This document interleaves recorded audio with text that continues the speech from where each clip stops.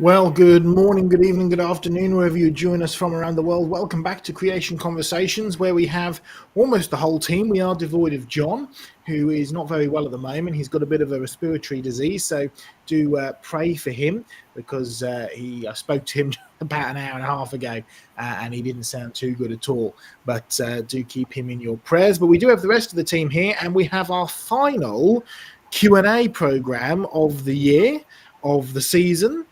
We go into a new season of Creation Conversations in 2025, a new year, of course, in 2025. And we only have one more broadcast of this year and this season, which will be next week, where we will have our Christmas special program with the whole team. And so this week is Q&A. Now, we do have a few questions lined up and ready. We're going to try and do a similar kind of thing to what we did on our previous Q&A programs, which is the sort of limit it to a couple of minutes each as we answer the questions. There's one or two little exceptions where we'll probably go a little bit over, and we've got a few reports to kind of sprinkle in throughout the time with you tonight as well.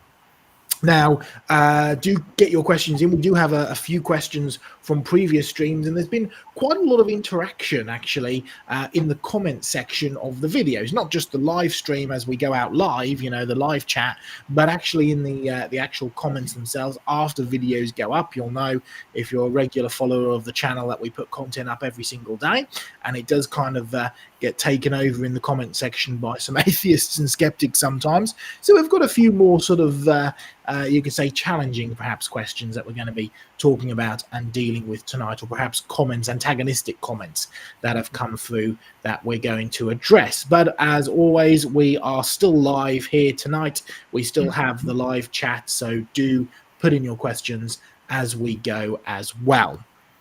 Well, we're going to start with a feature which has become a regular feature on Creation Conversations, which is, of course, our headlines. Before we get to our headlines, though, Craig's actually going to give us a little bit of an update, because Craig is going to do the headlines today.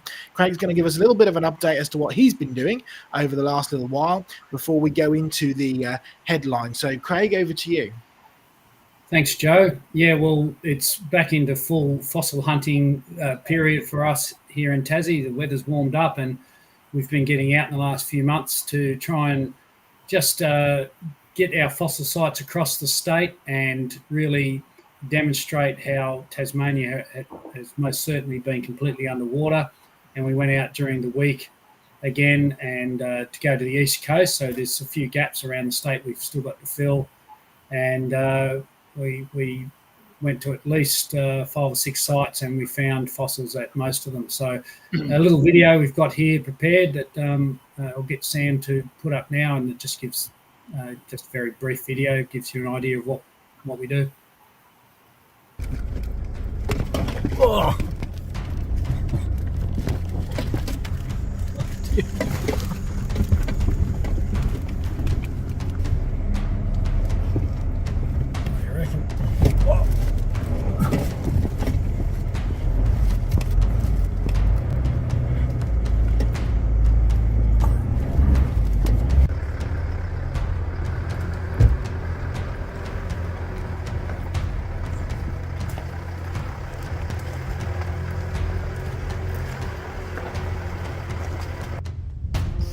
BT50 crawled up the rough track, and a lot of big ghoulies sticking out of the road and big holes, but there's been a lot of rain over the last 6 months.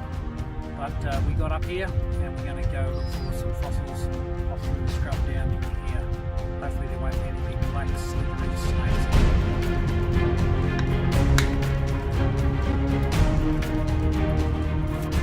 Well, we don't always find fossils, but we have found some today, and we'll just have a look at some of them here.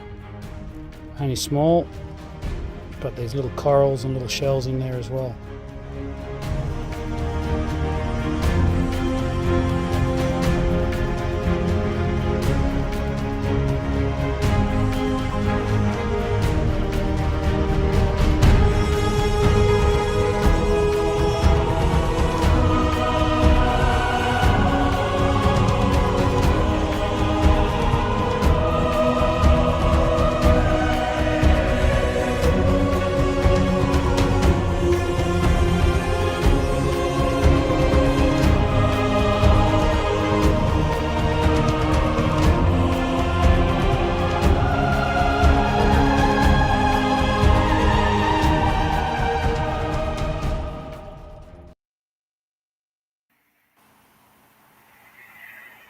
Look out, George Lucas.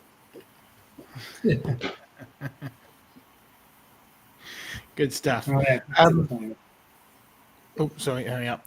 Right, so we'll go on now then. And again, as we always say, do continue to support creation research. These road trips are something which I think is very unique to what creation research does, both in Australia and Tasmania with Craig, with Glenn in the USA, and when I go over, and in the UK as well. This is something that is very unique, these research trips. And of course, they're adding to the museum collections that we have around the world. They're adding to the repertoire of research, they're adding to reports, they're adding to content, and they really do reach a lot of people. So continue to support us as we go. But it's time for creation headlines. Craig, are you all ready? All ready. All right, Sam, it's over to you to play the random mix of buttons that you have to press, and it's time for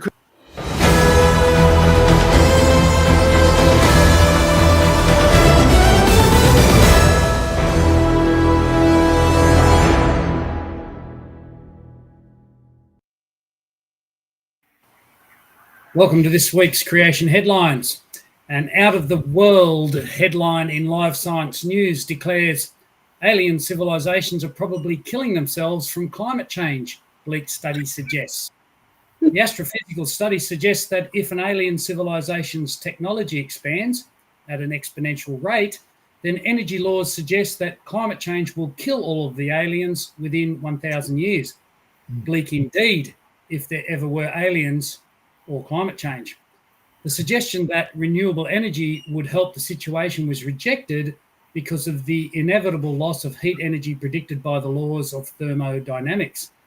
The real message being portrayed isn't, oh no, the poor aliens.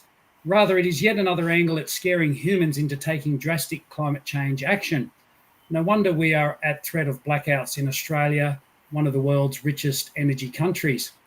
Such reports demonstrate how your worldview influences your science. How much university energy was wasted calculating the lifespan of non-existent alien planets destroyed by unobserved climate change. Yet they conclude short lifespans for alien planets may be one of the reasons we cannot find them. We hope that this bleak study has not caused researchers such despair that they needed to use safe spaces on their university campuses. For Christians whose trust in the creator of the universe, Jesus Christ, such thinking certainly makes us feel like the Apostle Peter, who said, "We are the aliens and strangers in this world, whose trust is in the mercy of the loving creator." Check it out in 1 Peter chapter 2. Now, are dogs in Chernobyl evolving?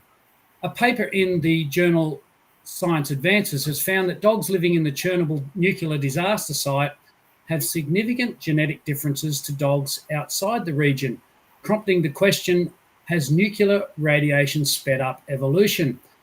The dogs are the descendants of abandoned domestic dogs when the nuclear plant melted down in 1986.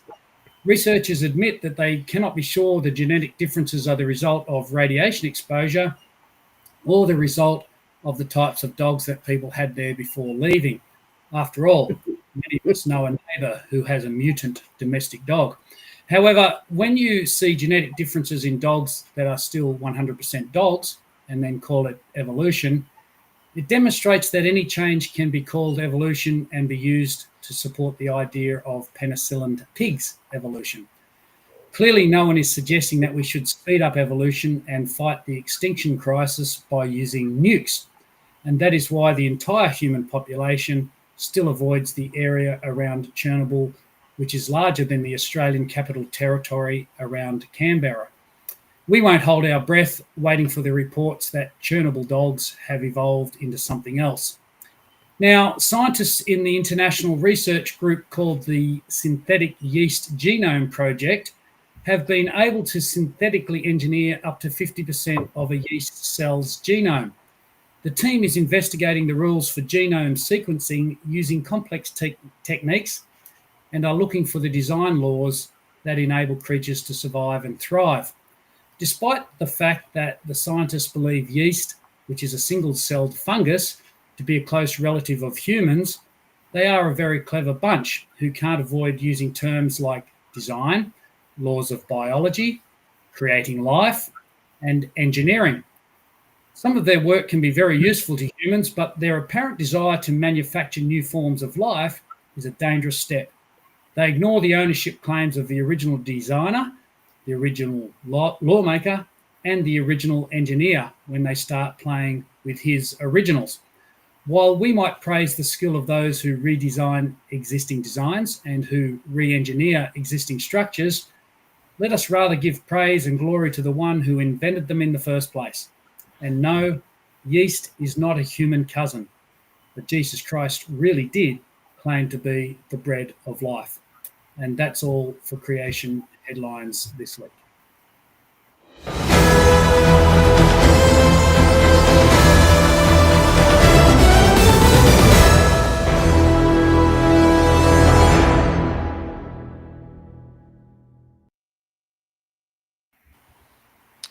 Well, thank you very much for that, Craig. That was great. That did make me laugh as well. So that's even.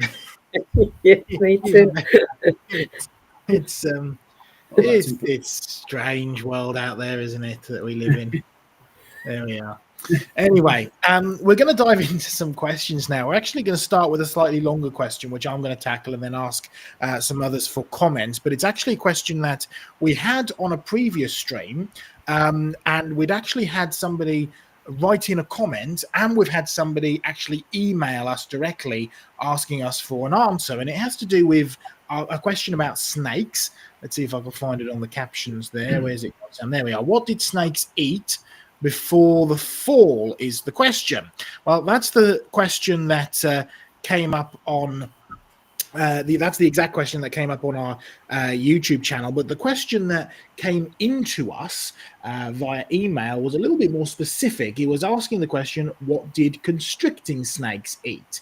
Now, if you remember, we've done many programs on snakes, particularly on venomous snakes, and we've talked about how venom is a highly complex cocktail of proteins and enzymes, which is specifically designed to digest. And so we've spoken about how venom is designed to digest, not to kill. It just so happens that if it injects it into a living thing, it will digest it, whether that thing is a plant or an animal. And of course, if it's an animal, that thing will die.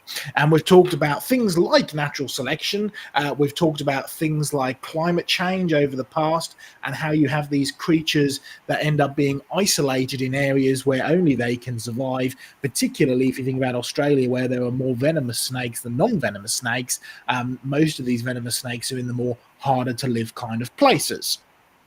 So it makes sense with venomous snakes, but what about constricting snakes? And I think really we've got a two-barreled question here. The first one is, what did they eat? And the underlying assumption is that they had to use their constricting powers in order to hunt.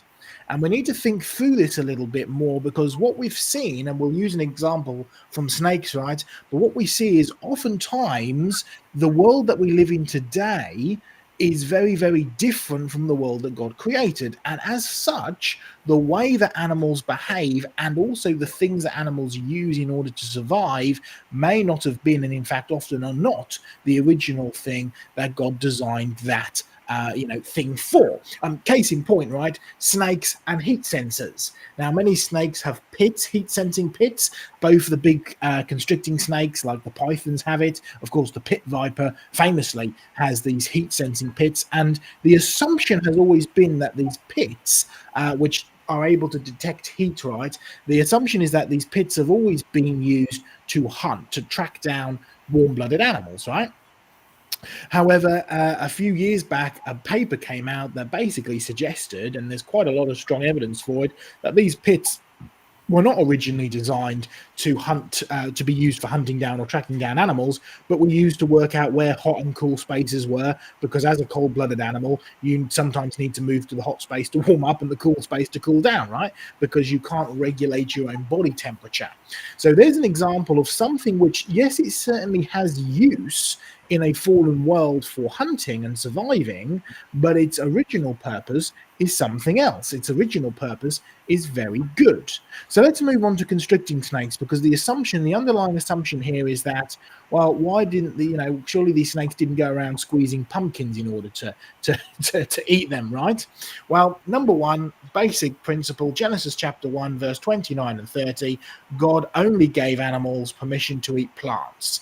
In the beginning, when everything was very good, all creatures were originally vegetarian, all creatures originally ate plants, and doesn't matter whether that's a lion or a tiger or a dinosaur or any big sharp-toothed animal or venomous animal or anything that we think of like that. So whatever the original snake kind was, yes, it certainly would have eaten plants. But why the constricting? Well, it's interesting because the constricting snakes have a number of features similar to the venomous ones, namely they can actually open their mouth really, really wide. They have their quadrate bone, which they can move to sort of open their mouth really wide to swallow whole, because snakes can't chew. As a result, what's interesting is that the restricting snakes tend to have far stronger stomach acids than the venomous snakes. I mean, that makes sense because venom is already doing the work of breaking down the animal. It's doing its job digesting it.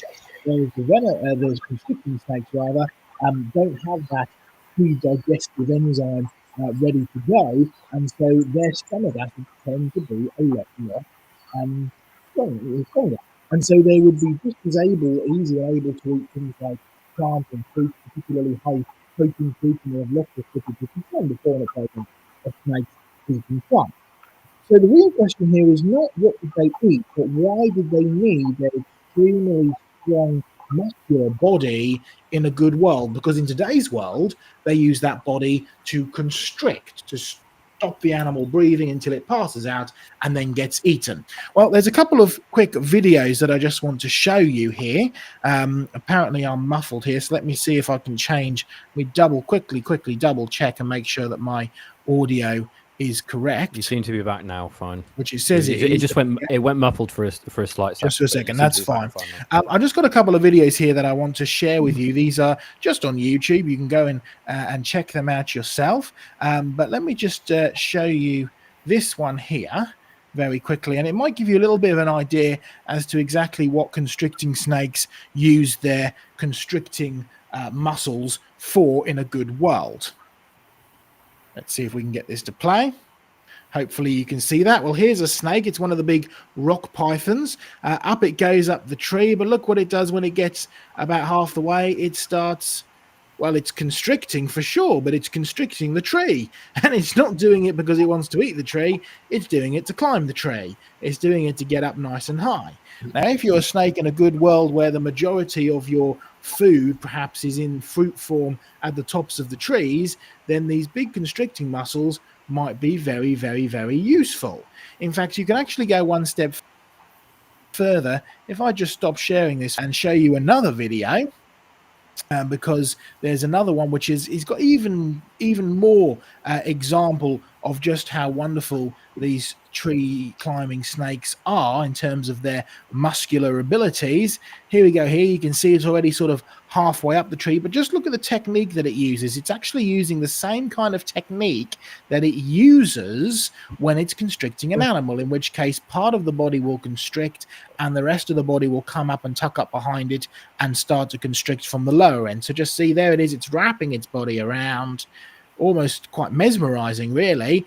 And then the top end will carry on going up, and then it will follow it round, and up it goes again.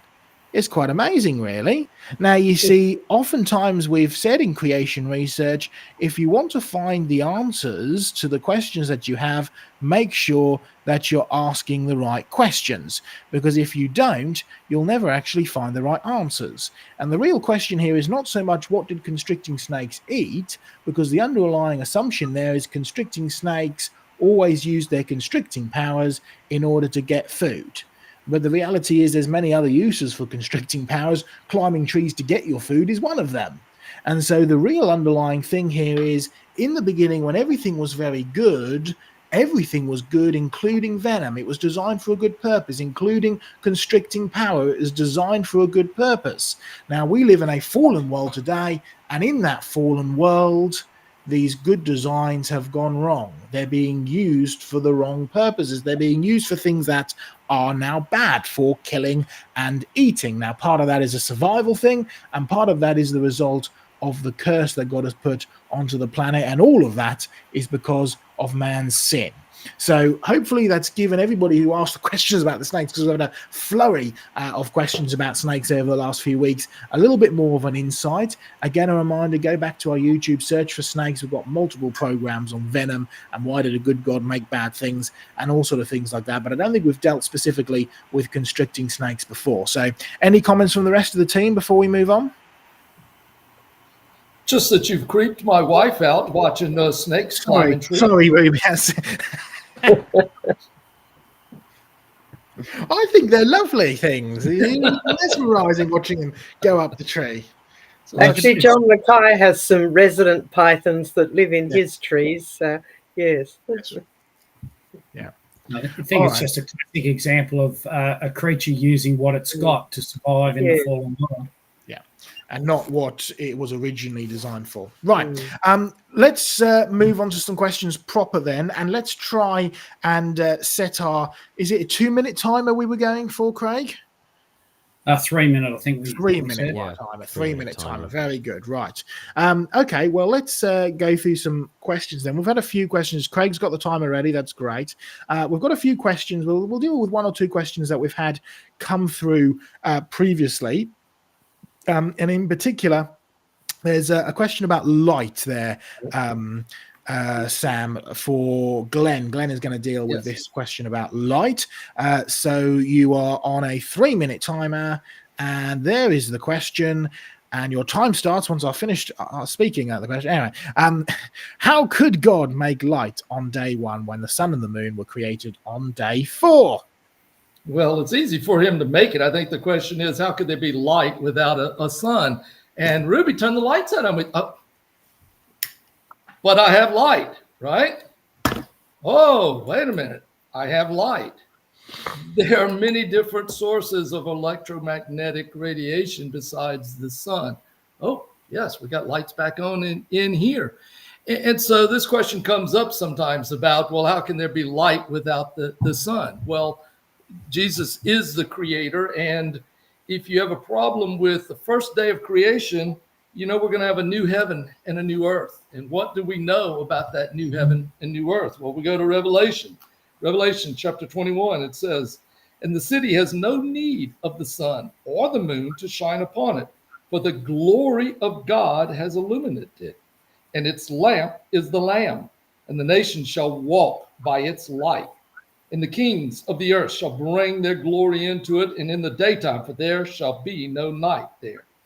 And then you go to the next chapter, and over here in 22, and it says, and there shall no longer be any night, and they shall not have need of the light of a lamp, nor the light of the sun, because the Lord God will illuminate. So there was no problem for God to have light on the earth, for he creates the heavens. And he creates light, and he is himself the light. John, the Apostle Paul, made many references to Jesus Christ as the light, and we take it as a metaphor. But we learn in Revelations 20, he literally is going to be illuminating the earth by his light. How is he going to do that? I don't know, but I think it's very simple. If you can create the heavens and the earth to be able to create electromagnetic waves. So with that, I'll just hope I shined a little light onto that subject. Very good. All right, great stuff. And in time. We've got another question here, which is for Diane. I'm just trying to find exactly the question for Diane, which is about Tiktaalik. Now, this was a comment which came through on our YouTube channel. So it's more of a comment to sort of talk about Diane and maybe give a bit more of an explanation. But it's a comment that came through one of the videos on our YouTube channel from a skeptic, and they said this. Yes, Tiktaalik is considered to be a textbook example of a transitional. This is according to scientists' definition, not yours. Go. A textbook definition of a transitional.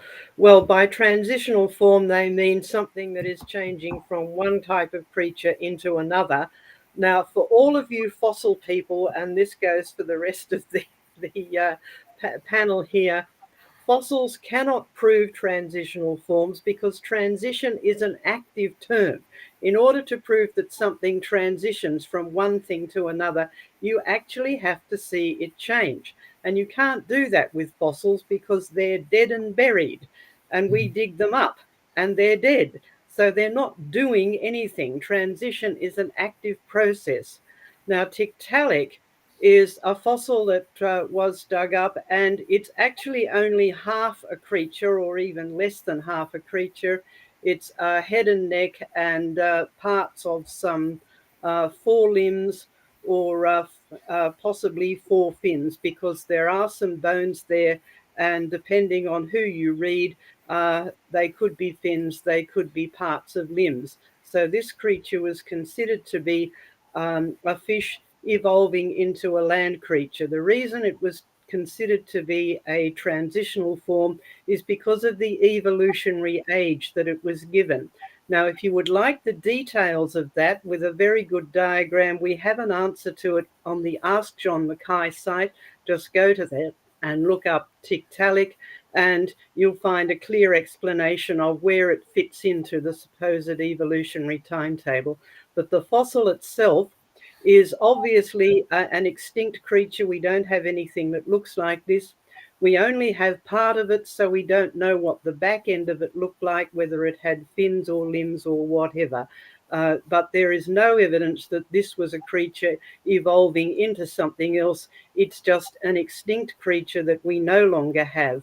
And so our definition is according to the evolutionists. Yes, it's not our definition, so we will admit that one.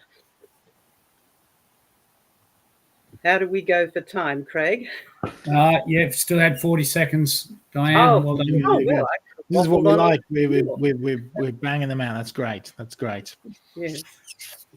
Well, Craig, let's turn the attention over to you then with a question about living fossils and the coelacanth. And this is a comment on our YouTube channel about living fossils. We deal with living fossils an awful lot at Creation Research, and there's such great evidence, but people get very angry when we use them. So anyway, living fossils, they said, does not contradict evolution. There are two species of coelacanth. The ones discovered relatively recently, evolved and are genetically different from the ancient ones, the fossil ones. Research is required, they said, if you're going to talk about science-related subjects. You can't just read a headline or peruse a quick article. So obviously they're accusing us of something there, and they believe that coelacanth is completely different from the fossil one, the modern one. So anyway, Craig, over to you. I'm not sure if this one arose out of the report that I made about a scientific journal speaking to scientists who said that the coelacanth is actually regarded as more related to humans than it is to other fish. So, if you believe that, then I guess you'll believe anything with regard to evolution. But the coelacanth that we had historically was in the fossils prior to the live ones being found, and you simply can't get genetic information out of those fossils. So they can't compare that anyway. It looks like a coelacanth, and when we found the living coelacanths off the coast of Madagascar and then in Indonesia, they look just like the fossil ones. So how this person can say that they're two different species just by looking at the slight differences they might have, then I don't know. One way I present it to people a lot of the time is, if dogs were extinct, if we just imagine that dogs were extinct and we found a Chihuahua skull in the fossil record, and then we found a Great Dane skull in the fossil record, and we compared them, would we call them the same species like we do today? And I suggest that we wouldn't, because they'd be so different. People would look at them and say, well, that they're completely different creatures. So Slight variations in a creature is completely fits within the creation model, but evolution has no explanation where the creature originally came from, where the genes came from, and so we talk about that a lot, and hopefully that has just answered that somewhat. Good stuff. Thank you for that, Craig. Let's have one last question from our archived questions before we will go over to Glenn for a little bit of a report. And Sam, let's go to you this time, where we had a comment come in again on our YouTube channel about Jesus and God, which is, I can't see it. There it is there. Jesus, it says, never claimed to be God. Jesus didn't claim to be the creator. Paul also believed that God, not Jesus, was the creator. Let's not demote God to a man or man to a God. That's the thinking of pagans. 3 minutes on the clock, Sam, and here we go. Okay, so when dealing with this question, we need to actually understand the scriptures. So in terms of this, we need to actually look and see what Jesus actually said. We should probably add some context to the response of the Jews to the things that Jesus said. So when we go to Leviticus 24, verses 13 to 16, we see the description of the blasphemy laws, and verse 16 is the key. And whoever blasphemes the name of the Lord shall surely be put to death. And all the congregation shall certainly stone him, the stranger as well as him who's born in the land. When he blasphemes the name of the Lord, he shall be put to death. So let's look at what Jesus said.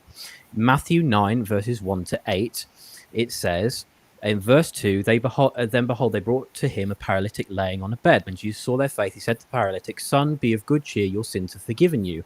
Verse 3, and at once some of the scribes said within themselves, this man blasphemes. Verse 6, but that you may know that the Son of Man has power on earth to forgive sins. So who can forgive sins? God alone. And if we go into the book of Mark, this is probably my favorite place to prove that Jesus is God. Mark 14, verses 60 to 64. And the high priest stood up in the midst and asked Jesus, saying, do you answer nothing? What is it these things men testify against you? But he kept silent and answered nothing. Again the high priest asked him, saying to him, are you the Christ, the Son of the Blessed? Jesus said, I am. In the Greek, this is ego eimi, which means I am. And if you look at the Greek Septuagint, which is the translation of the original Hebrew scriptures into the Greek language when Alexander the Great Hellenized the land in 250 BC, you see the translation in Exodus of that same phrase, ego eimi. It says, I am, and you'll see the Son of Man sitting at the right hand of the power and coming with the clouds of heaven, which is referring to Daniel chapter 7. And then in verse 63, it says, then the high priest tore his clothes and said, what further do we need to have of witnesses? You have heard the blasphemy. What do you think? And they all condemned him to be deserving of death. So here, Jesus very explicitly states that he is God. And just to quickly touch on the fact that Paul also believed that God, not Jesus, was the creator. That's simply not true. And also we can look at the teachings of those who he taught. For instance, Barnabas, who's a companion of Paul in 70 to 130 AD, said of Jesus, he is Lord of all the world, to whom God said at the foundation of the world, let us make man after our image and after our likeness. Ignatius, bishop of the Church of Antioch in 110 AD, God himself was manifest in human form for the renewal of eternal life. Clement of Rome, who's also mentioned in Scripture in 120 AD, said, brethren, it is fitting that you should think of Jesus Christ as of God, the judge of the living and the dead. So we have plenty of evidence to suggest that the early church and also Scripture itself taught that Jesus is God. Very good. Very good. And I think you could just throw on just the, writings of Paul, Colossians 1:16, all things were made by Jesus, all things were made for Jesus. So Well done. That was time. all things are made by Jesus, all things are made for Jesus, elevating Jesus to the position of God, and all things are held together by Jesus, or in him all things consist. So good stuff. All right. Well, let's get a report from Glenn about what he's been up to, and then let's tackle perhaps some of the questions that have come through live this evening before we carry on. But Glenn, you've got a few things to show us, so over to you. Yeah, let me share my screen.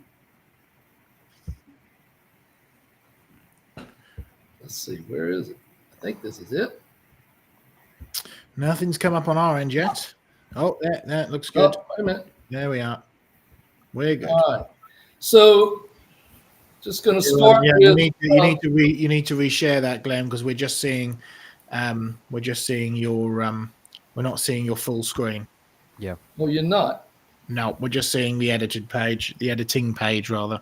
If you just stop sharing for a second and just try and reshare again. Okay. Give me just a second.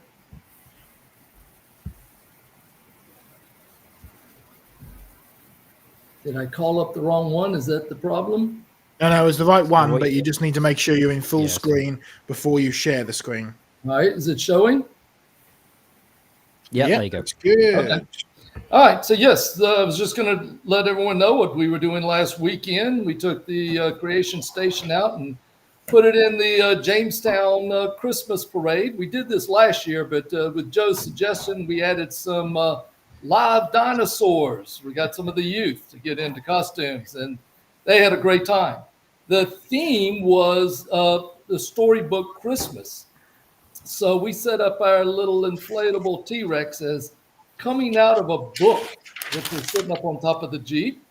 We had the mosasaur on the front end of the Jeep, and we had the cast of the dinosaur tracks that we made on our trip this summer out west. So those are some of the casts that we made ourselves. And it was a great time. The youth had a good time, handed out a lot of candy. I'm going to show some videos.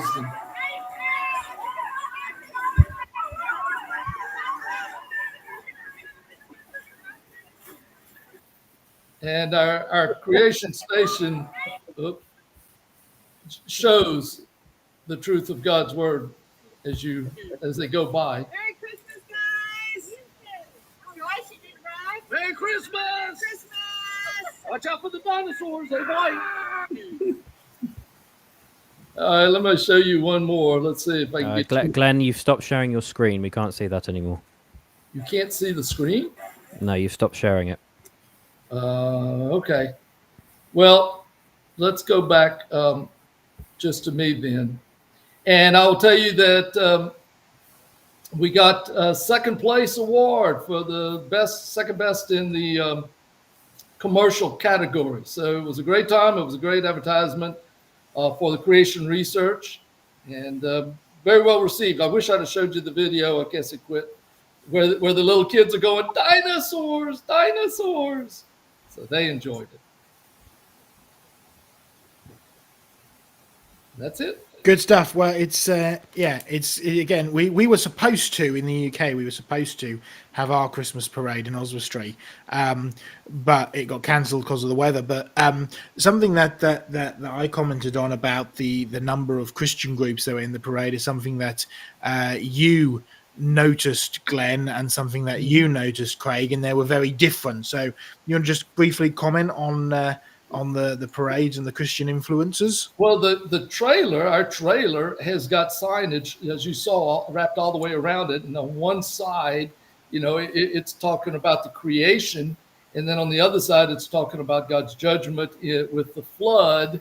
And then on the back, we've got our signature and our Q codes and all that people can look up creation research. Craig saw it, and I think your comment, Craig, that wouldn't go over too well outside of the US, maybe? Oh, well, people would put up with it, I suppose, in Australia, but you're just not likely to get second prize or first prize, most likely being overtly out there unless you had an exceptional sort of display that didn't offend, I guess. Yeah. But in America's, your culture there is still very different to ours in that sense.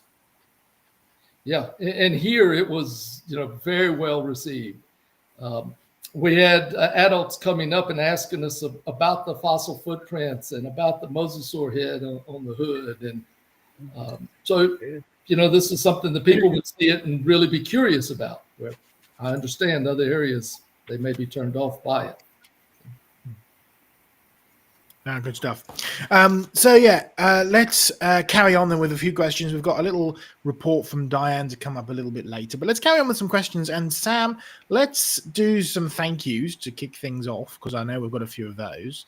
And then perhaps let's turn our attention to some questions, and we'll see what's come in. I haven't had a proper look to see what's coming, but we'll see what's coming live, and we can decide on somebody to answer it, and we'll be on the 3 minutes as well. So let's do some thank yous. All right. So we've got thank you to come in for Doki Doki for 149 US Buckaroos, 3 evergreen trees. Thank you. I can't grow them in time, unfortunately, Doki. So there we go. We'll have to come on to this one from Douglas Boffey for 4 British Buckaroos, 11 character, offering a gift to baby Lemon. Unto us a child is born. I don't know. I thought I tried. I tried to. A bit more Christmassy with that one. There we go. Doki Doki Bible Club with 99 US Centaurus, smiling face with a halo. There you go. And another one coming from Doki Doki for 149 US Buckaroos, a hamburger. Lovely jubbly, thank you so much. See if there's any more come in terms of thank yous. I don't think so. I don't think I've missed any. I think we're all good. Right, okay. So do you want to move on to some questions? Let's go on to some questions, questions that have come in live. Let's bring one up and see what it is, and we'll assign it to somebody. Okay, well, this one automatically gets assigned to Craig, because Doki Doki asked, has Craig ever wrestled a crocodile? You don't have many of them in Tasmania, do you? None in Tassie. No, I can't claim I've done that. Wouldn't do that. No, but I've been walking through the marsh of Louisiana, and we walked into an alligator. And of course, it freaked me out. But the 2 Cajuns next to me were like, oh, it's just a gator. It ain't nothing.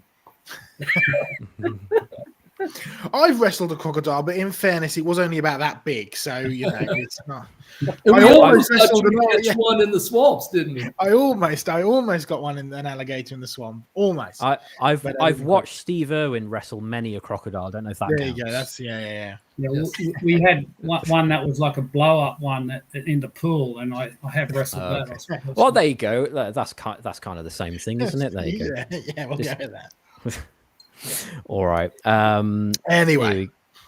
Right. Okay. This is going to be interesting. Who Little of Me has asked, what's the meaning of life? Try to answer that in 3 minutes. I think I can answer it in one sentence, probably. But anyway, who wants to shall I go? For it. Yeah. To know God and to serve him.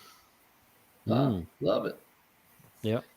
I can't think of I looked up definitions, and one of the definitions, the property or quality that distinguishes living organisms from dead organisms. Okay, so if we can define what a dead organism is, then we can define what a living organism is. The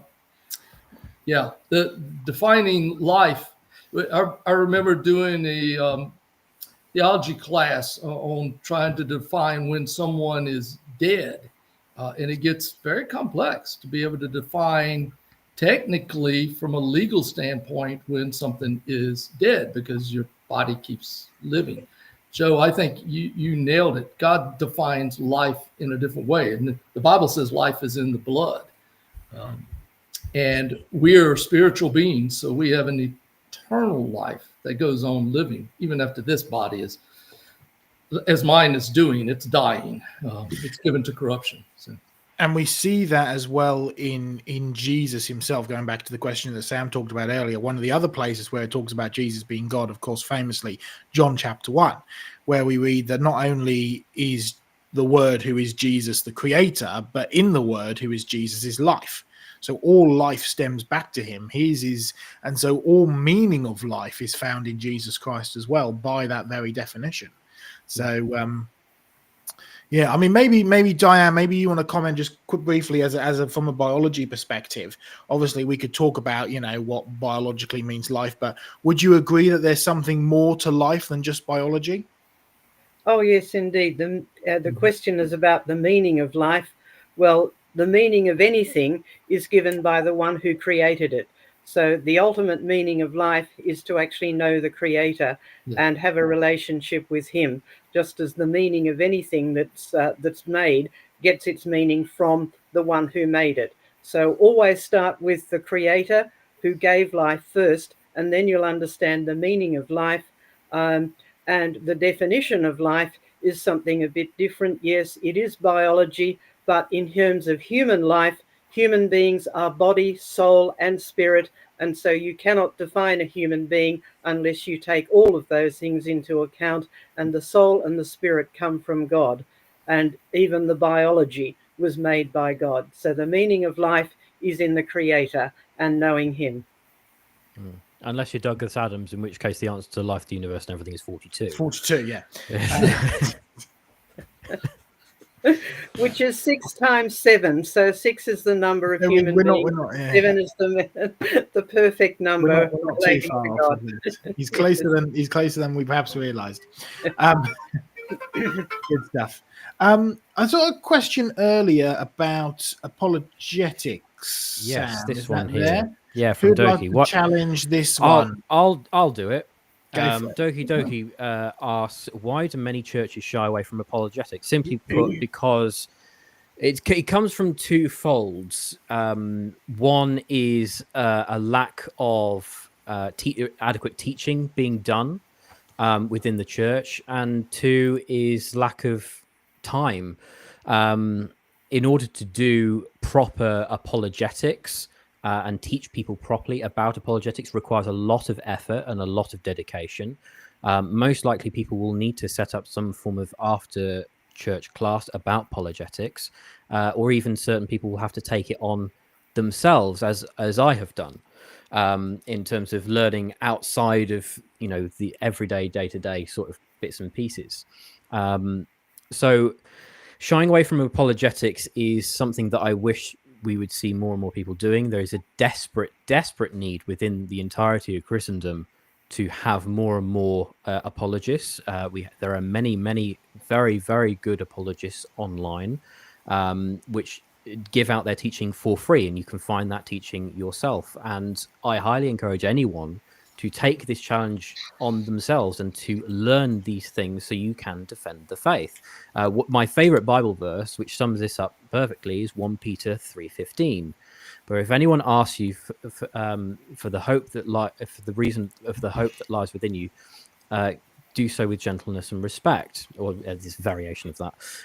So we should always be ready to give an answer for the hope that lies within us. We should always be ready with an answer to challenge those arguments that we hear of, well, Jesus never claimed to be God.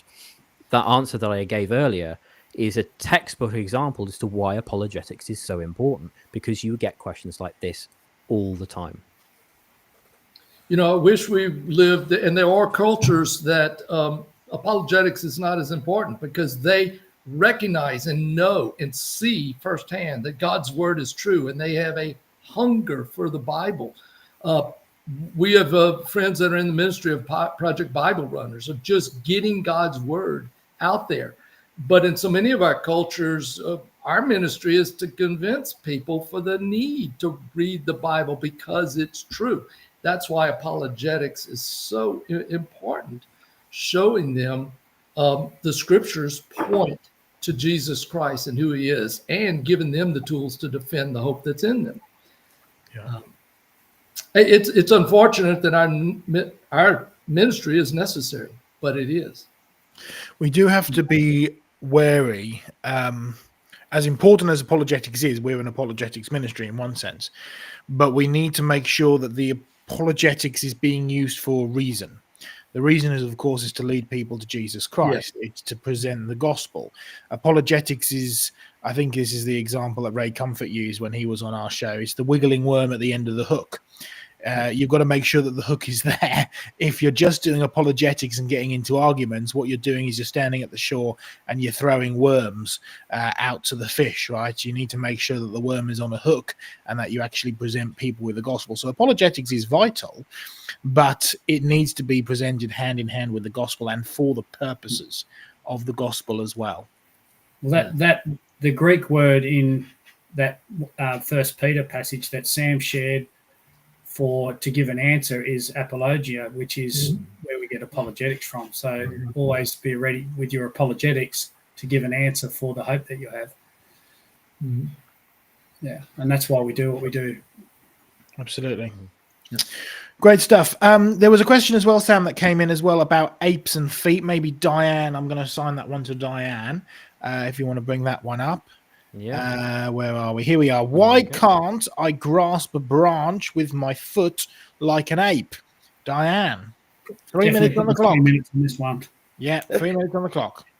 Basically, because your foot has a completely different design than an ape's foot. An ape's foot is designed for climbing trees, which means it is long and flexible and has a big toe that is separated from the other toes. So it's a bit more like the big toe is a bit more like a thumb. It's separated from your other 4 toes. So an ape has a climbing foot. Your foot is designed for weight bearing because human beings are designed to stand up straight and have your weight on your feet. So the big toe is actually very tightly bound to the other 4 toes, which are all tightly bound together. And you have bones which are tightly bound together to form an arch.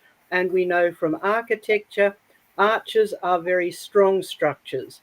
And the foot is designed to distribute the weight between the heel and the front of the foot where the toes are, the ball of the foot, very evenly, so that the weight comes down through your legs and into your foot, is distributed fore and aft there. And you also have the arch, which is strong and gives you the spring in the step to walk on 2 feet. So it is basic design. You are designed to be a vertical creature who walks on 2 legs. Apes are 4-footed creatures. They can walk on 2 feet for a little while, but they are designed to walk on 4 feet on the ground, or they are designed to climb trees. So basic engineering, I'm afraid.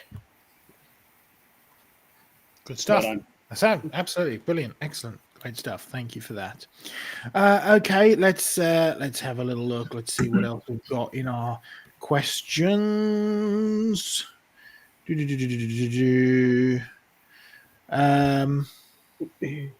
Douglas Boffy's come out with some rippers. Yeah. I was just looking at some of those now, wondering which one shall we go with. I'm going to go with the easy one and say, where can I buy a pet trilobite? The answer is no, in heaven. Let's hope that they're there. They're extinct now, as far as we can tell. Well, okay. Well, here's an interesting question from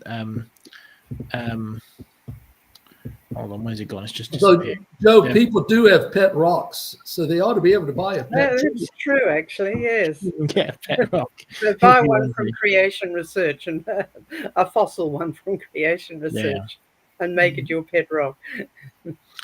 How about this? How could God make darkness when it is just the absence of light? Who was anyone want to tackle that? You tackled the light question, Glenn. Yeah. You got any comments? He created darkness. It's the absence of light. And he shined his light into the darkness on the very first day, already giving us a picture of what's to come. But I'm not sure that answers his question. Is it, how did he do it? I don't know. I'm not God. Why did he create darkness? I think, we all have a choice. He wants to be glorified. He gives us the opportunity to choose him. And I think it's a picture of that. I think we need to be careful of trying to put our definitions on God's definitions. It's like, I remember we have a series of kids' books in creation research, and John had written one on the creation, and it never really got anywhere for one simple reason. Our artists struggled to draw nothing. Because that's, of course, where the book started, right? In the beginning, there was nothing. And how do you draw nothing? It can't be darkness. It's nothing. We can't wrap our heads around what nothing is. The same way we can't really wrap our head around what darkness is in both a spiritual as well as a physical sense. But one thing we know is we can recognize when the light comes. Because again, going back to John chapter 1, it's amazing what's in John chapter 1. The light shines in the darkness, and the darkness cannot overcome it. It can't comprehend it. It can't understand it. And so there's physical implications there as well as spiritual ones. So just be careful of trying to put our own thoughts into God's definition, if you like. What about this one? This is we'll finish up with this question just quickly. We'll come back to some more questions in a bit, so do keep them coming. But I wonder, I'm thinking maybe Diane or Craig might like to tackle this one. It's one that's come through from Douglas Boffey. How would you define a hyena with evolution? Did it evolve from a dog, a pig, a cat, or what? If evolution did happen. Of course, you've got your own example of the hyena, as in it doesn't really fit into anything in Australia, which is, of course, the platypus, which is a bit of everything. And in fact, when they first brought the platypus back to England, to the Natural History Museum, they thought that the sailors had stitched it up together on their journey back because it was so absurd. But it's an interesting point with some of these sort of out of place creatures. Any comments on those? Well, every creature is a unique construction of non-unique parts. So the hyena does have some features which are seen in other creatures, but that doesn't mean that it is not a separate created kind, because we share features with all sorts of other living things in the world, but that doesn't mean that we came from one of those or we are evolving into one of those. So a hyena is its own kind. If Craig, if you want to add to that, but I like the example of the platypus, that yes, it does have features that look like other creatures, but it is a unique combination of non-unique parts. Well, the trouble is that evolution is such a slippery term. And what does it really mean? The discussion has gone on about the coelacanth with translucencies, sort of trying to prove that the coelacanth has indeed evolved. Well, if evolution means change, well, then evolution is real, because there is an element of change in creatures. There's no doubt about it. And I've presented before on the similarities between seahorses and pipefish. Are they the same created kind that have got mutations, have got change in them? We're not being definitive of it, but there is change. So there is evolution.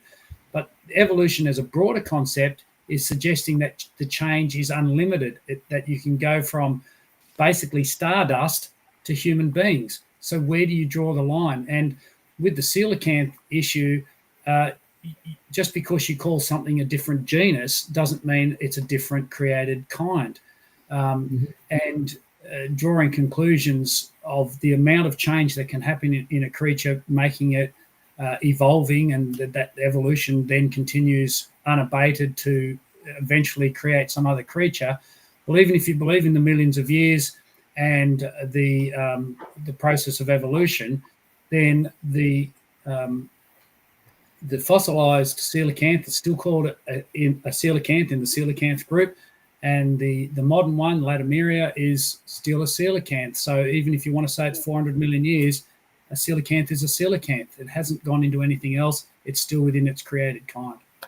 And the question was about species, and species is a human construct, and in which humans argue over, well, is this a different species or not, with a motivation to get it named after them. So it's to split. So it's just a fictitious. And if creation has had a fraction of the resources that the evolutionary community has had for 160 years, we would have a lot more answers probably to the extent of within kind variation and change, and the possibilities of genetic change within those created boundaries. But we just haven't got those resources. Mm-hmm. Good stuff. Thank you for that. Then we will carry on with questions momentarily, but we are going to go over to Diane, because Diane, we have a newsletter that goes out fairly regularly. What's it called?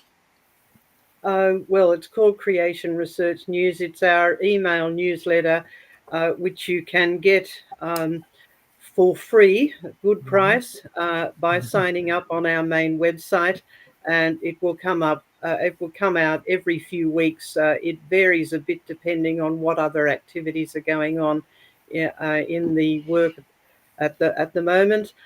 So next week we should have another one coming up. It will be the final one for the year, but do take the opportunity to sign up for it, and you will get the final one. And then there'll be a bit of a gap for a few weeks while the Australian office closes down, because it is the middle of summer here, and then we'll start up again.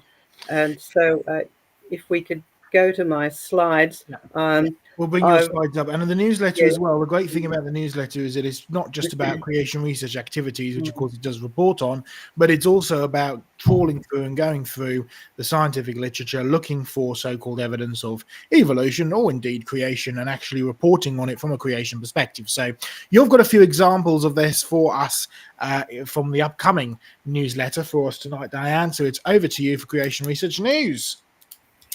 Yes, so let's have a look at what we've got coming up. So let's just ask a few questions, and in order to get the answers, well, you will have to actually get the newsletter. So someone has, or a group of scientists say that they have found the oldest known tadpole, and it sheds light on the origin of the two-stage life cycle. So, of course, frogs have an interesting life cycle. Their juvenile stage, they're a very different sort of creature to their adult stage. They start life out as tadpoles. Now, tadpoles are fairly soft and squashy, so they don't fossilize easily, but some scientists have found a tadpole, and they claim it is the tadpole of a giant extinct frog. They call it a giant tadpole because, well, it's 16 centimeters long, which is not all that big really. But in terms of the size of the adult frog that it belongs to, that's fairly big. It's about as big as its adult form. And it's dated as 161 million years old, so that is considered to be the oldest fossil tadpole. And the interesting thing is, in a lot of the scientific reports we read, we come across terms like the quote here from PhysOrg: it is strikingly similar to the tadpoles of the day. So if the oldest tadpole is unchanged, does this actually shed any light on evolution? Well, I'll leave you to think about that, and you can see our comments in the actual newsletter itself. Now, do any of you recognize these flowers? You might We call them red hot pokers. Yes, that's right. Red hot pokers, or sometimes called torch lilies. All right. So what do you think might pollinate these flowers? They're quite large, and they have lots of nectar and lots of pollen. Well, would you go for this creature? Well, in fact, Ethiopian wolves, right? Wolves are considered to be obligate carnivores. In other words, they have to live on a diet of meat. But this creature has been observed having a feed of flower nectar. How nice. And in the meantime, it gets its face covered in pollen. And some scientists actually deliberately observed this because they had heard the locals saying that, this flower actually has very nice tasting nectar. And we've actually seen the wolves taste it. So they deliberately went out and followed a number of these wolves from different wolf packs. And they found, yes, they were actually going to have a feed of flower nectar, and they were very determinedly moving from flower to flower, so they weren't just accidentally bumping into it. So interesting idea. So think about this. What did canines eat in the first place, right? Canines includes all of the different dog types. This is a wild dog, and we have lots of stories about dogs eating all sorts of plant foods and relishing them. And think forward, what will happen in the new heavens and the new earth? Well, the wolf and the lamb will lie down together, and maybe they'll have some flower nectar as a nice sweet treat. And finally, well, up in the sky, it's a bird, it's a plane, okay, maybe I'm too old for you guys. It's Superman. Oh, That's right. Okay, no, it's not Superman. It's this thing. And it's actually a type of drone. And some engineers in Switzerland were looking at a problem that we have with drones. Drones are really useful things. Most of them are fly like helicopters. They have rotary wings, which is very useful because they can take off and land in one spot and land on most terrains, and they're very good for short flights. But for longer flights, fixed wing aircraft are actually more fuel efficient and they can fly for longer. But they need a runway or some sort of launching device to take off, and they need a runway for landing. So, and then both types of aircraft, whether there are rotary blade ones or fixed wing aircraft, they don't really move terribly well by themselves, particularly on uneven ground. So some scientists and engineers in Switzerland thought, well, we have to come up with an answer to this problem if we really want to make the most of drones and extend their use. And so they decided they would study birds. This is something that people are doing a lot these days. Now, birds fly like fixed wing aircraft, but when they land on the ground, they can walk around by themselves. They don't need a runway to take off. They sort of jump up into the air and off they go. And so they move about on legs. So the Swiss engineers decided they would design a drone that had legs like a bird. And they did it. They designed this thing with an undercarriage inspired by birds' legs, and it does actually jump to take off. And it can maneuver itself on uneven ground and even hop over obstacles and gaps. Now, this is really clever engineering, and you can read the the way they did this in our newsletter, and we also give you the references back to the original scientific report so you can find out the details. And it really was brilliant what they did in terms of having to actually measure birds' legs and work out how much force you get in the different joints and how you can make spring-loaded tendons. But in spite of all of that, and they talk about design and engineering and coping with integration problems, they have to do their little bit of homage to evolution. So they are really making evolution into a false god. And it's quite unbelievable that an intelligent engineer could come up with a statement like this: translating avian legs, that's birds' legs and feet, into lightweight robotic system presented us with, now notice this, design, integration, and control problems. So what do you need to solve those sort of problems? You need some clever engineering. You need a mind at work. But somehow they say birds solve this elegantly in the course of evolution. Evolution is a process of chance, random, mindless processes. I think there's a bit of a mismatch in the thinking there. So do have a look at our newsletter, and you can learn about the giant Jurassic tadpole, the canines with sweet tooths, and the bird's legs that inspired a jumpstart drone. And if we could come back to us now, if anyone wants to add some comments to those. Well, we're also going to add a few of our creation headlines to the newsletter, so if people we will to catch up on a couple of those as well. Yes, I thought those bird-designed drones were really brilliant. And you're saying that all those pieces didn't just randomly bump together and form? Yes, well, maybe they just rolled them round one of those really high mountains in Switzerland, and that's what they got at the bottom. Yeah, I think Greg has shown us a few of the Legos that you can shake them up all you want. Those pieces don't come together apart from a designer and then a builder. Yeah. Well, they can't help but use words like design, and That's right. Evolution doesn't design anything. Design always comes from intelligence. Yes. Yeah. And just a reminder to all our viewers, if you do want to sign up to our newsletters, you can go to linkin.bio/creation research and you can click on the newsletter option, or you can scan that lovely QR code with your smartphone's camera, and that will take you automatically to sign up to our newsletters. And you're on mute, Joe, so I'm going to vamp. Thank you very much. There we go. There you go. I don't know why sometimes. Yeah, anyway, we have got two more designated questions, so we might as well go through those and do the 3 minutes, and then we will maybe do some thank yous and finish up the last sort of 15 minutes or so, 10 minutes or so, with going through some of your questions that came in live. So I'm actually going to start.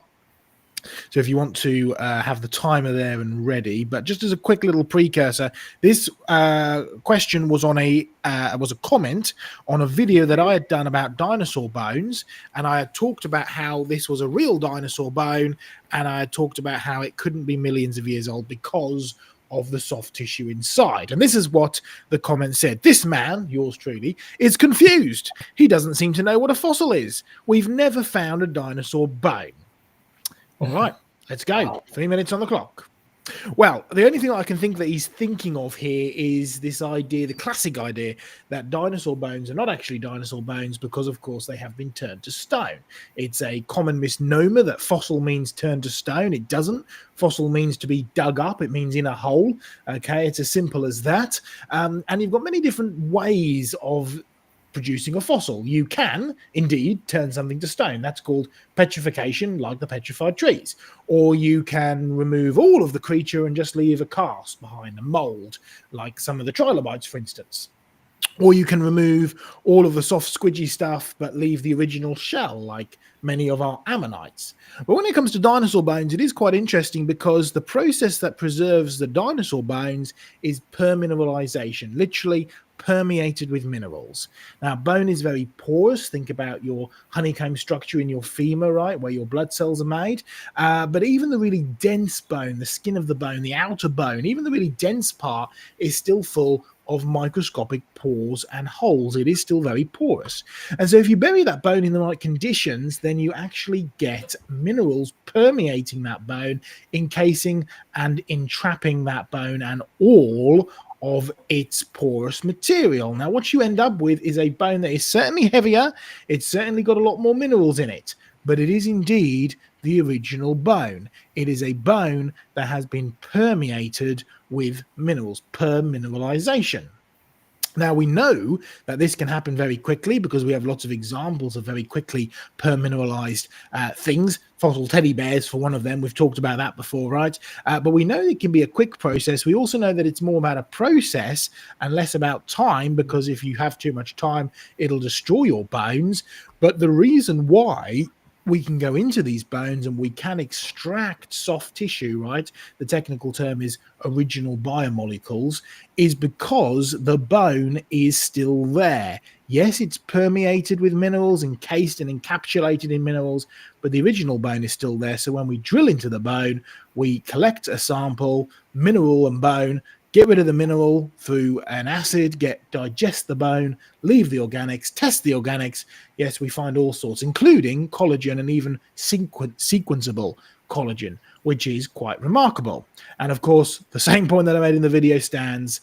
If you find collagen in bones that are supposed to be up to 200 million years old and sometimes even older, you have a big problem with trying to conflate the two together, because soft tissue simply cannot last for that length of time, no matter what you do.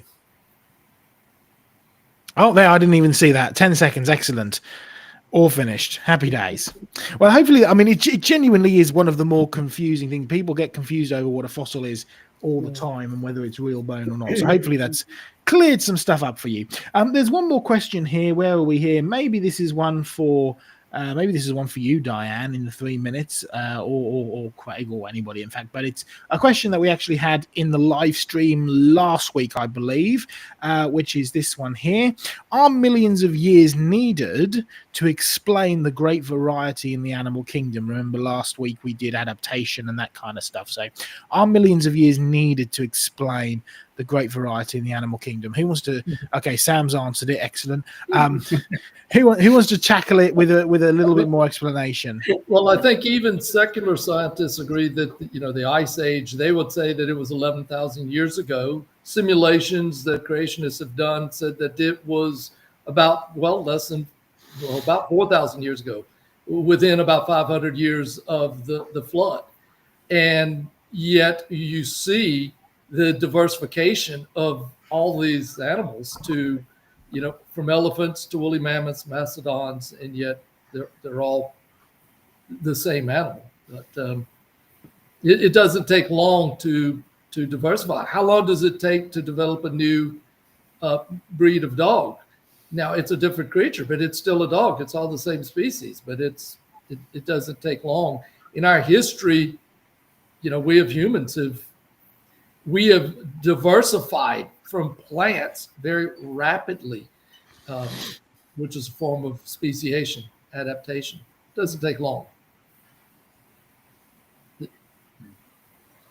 Good stuff. Any quick brief comments, Diane, from you?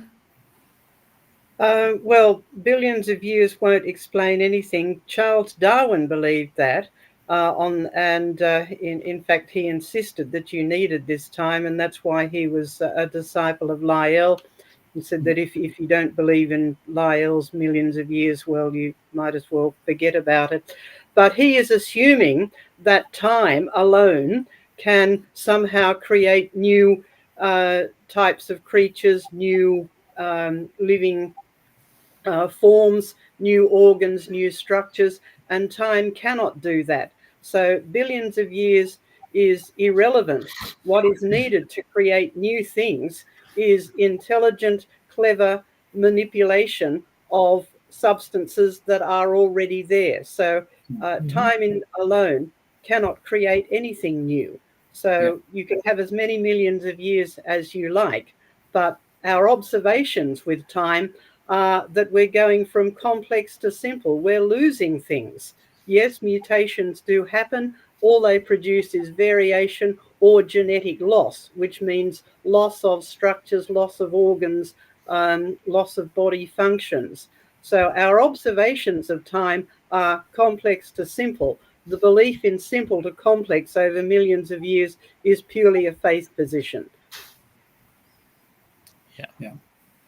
Great stuff. And perhaps in a very simplistic way, again, the Lego blocks is a great example of this, because you've got all these building blocks and they can make lots of different structures, but time will never do it. It doesn't matter how much time, energy, and chance you put into the system, it just won't build anything. No matter how many varieties you can make out of those building blocks, it just doesn't happen. Varieties, like you said, starts from an existing structure. Yeah. All right, so we've got about 10 more minutes tops before we have to close down and shut down. Let's go back, Sam, to some questions that have come in live. But before we do that, why not some thank yous? Because I think there's been a couple more thank yous to come in. Cool beans. Yes, indeed. We've got Who Little Old Me, snuck it in one when I wasn't looking. But 10 Aussie Buckaroos, pair character jumping up and down saying #1 fan. #1 fan. And also as well, we've got Doki Doki coming in with 2 US Buckaroos. Shiba Dog raises and lowers its index finger to get noticed. I don't think that's anatomically correct, but we'll go with it. There you go. Hello. There you go. You do wonder sometimes about these emojis. It's a wonderful world of YouTube and being creative. Right. There's another one. There's another one just coming. Me. Okay. There's another one. Here we go. Who Little Me says 5 Aussie Buckaroos. A pair character lifting some weights, saying "Keep it up, man. Gotta pump that iron, bro." Right, okay. Okay, so we'll do a question. There's one here that I can probably tackle here. Douglas asked this right towards the start. What did Paul mean in 1 Corinthians 15:29 regarding the baptism of the dead? So if someone has 3 minutes on the clock, I can answer this question. So I'll start off by actually reading this verse. It says, "Otherwise, what will the ones do who are baptized for the dead? If the dead are not actually raised, why then are they baptized for them?" So to answer the question, so Paul here is referring to a Corinthian practice, and he's not determining it as a legitimate practice. So this is the practice of what's called proxy baptism, and it was never again taught within the church. This is the only time that we see it crop up within Scripture and also throughout the history of the church. Now, if you were to look at early Christianity in, for instance, Gnostic teachings, John Chrysostom writes a comment, a derisive comment against the Marcionite heretics, and Epiphanius says it refers to followers of Cerinthius, who's a Gnostic teacher.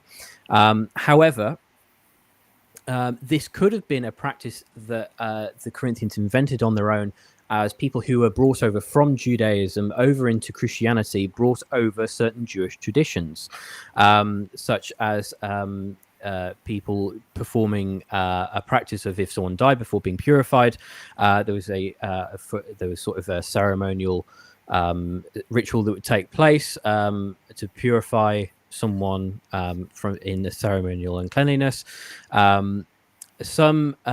Some in Corinth perhaps underwent baptism for some of their family members who had died before receiving knowledge of Christ and the gospel, as a way of sort of retroactively commending them to the mercy of God.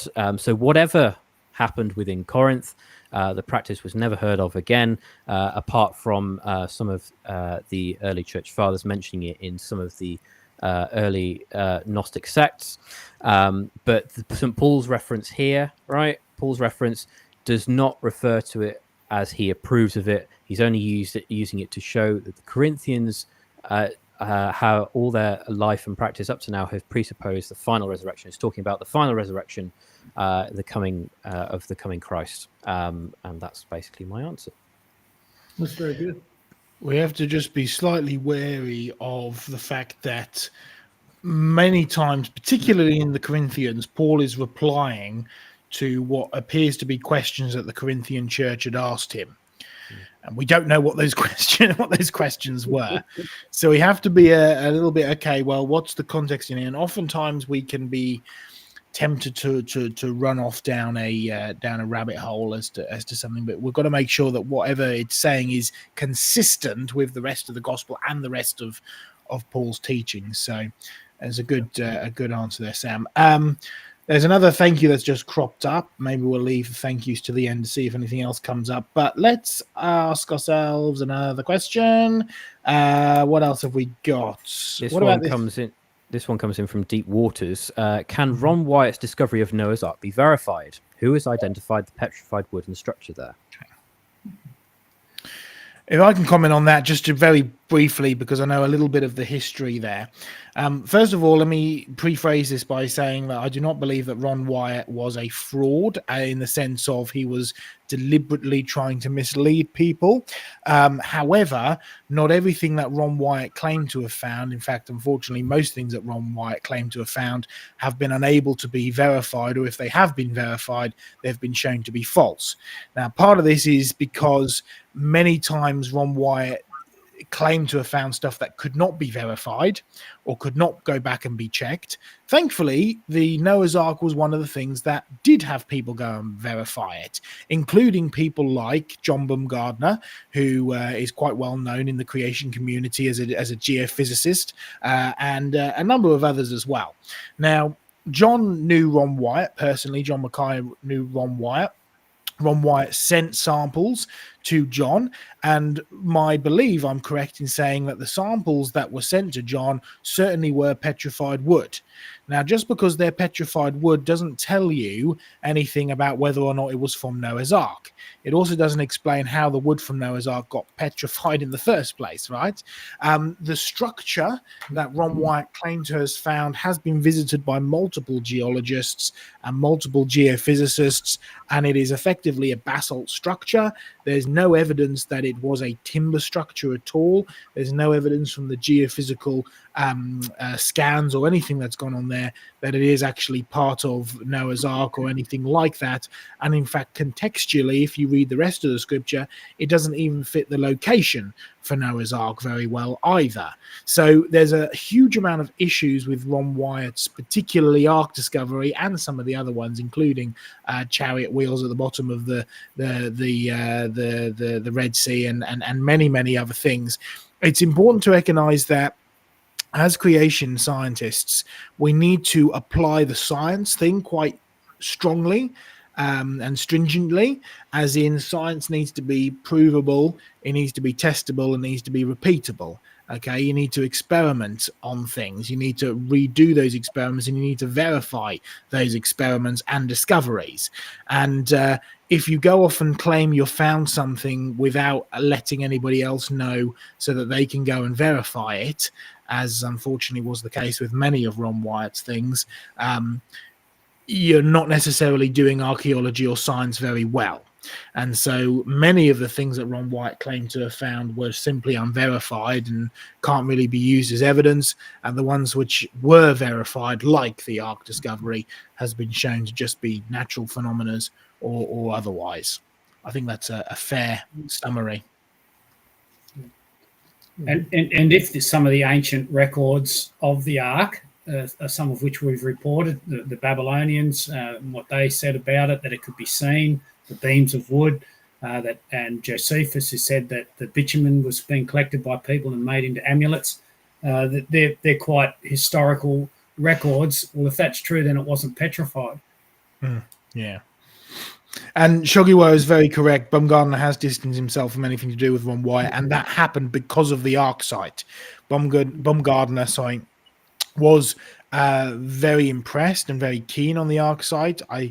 I think I'm right in saying he went out to the Ark site. I'm not 100% sure on that, but basically he very quickly came to the conclusion that it wasn't the Ark based on the geology, and then parted ways when Ron Wyatt continued to claim that it was the Ark site, in spite of the evidence. So, yeah. Well, have we got time for one more question? In fact, yes, we've got time for one more question, Sam. Let's go. One more question. Then we'll wrap up. Pressure. I know. Okay.